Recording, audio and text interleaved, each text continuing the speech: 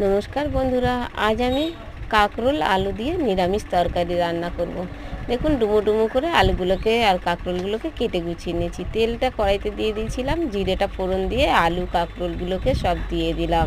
এবার নাড়াচাড়া দেবো, নাড়াচাড়া দিয়ে অল্প করে নুন হলুদ দিয়ে ভালো করে কষিয়ে নেব। এদিকে আমি জিরে আদাকে বেটে নিচ্ছি, বাটা হয়ে গেছে। এদিকে আলু কাঁকরোলটাও ভালো করে ভাজা হয়ে গেছে। তার মধ্যে নুন হলুদ জিরে বাটা আদা জিরে বাটা সব কিছু দিয়ে ভালো করে কষিয়ে নিলাম পরিমাণ মতো নুন দিয়ে। কষানো হয়ে গেলে এবার আমি জলটাও দিয়ে দিলাম। তারপরে 4টে কাঁচা লঙ্কা বেটে আমি ঝোলের মধ্যে এবার ফুটতে থাকলো, ফুটতে ফুটতে তরকারিটা হয়ে গেল। আর নামানোর আগে জিরে বাটা দিয়ে দিলাম। কি সুন্দর দেখুন তরকারিটা, যে কি সুন্দর সেন্ট হয়েছে আর কি অসাধারণ লাগছে দেখতে, আবার খেতেও হয়েছে। আমি একটু খেয়েও দেখলাম, আপনাদের সাথে সেটা শেয়ার করে নিই।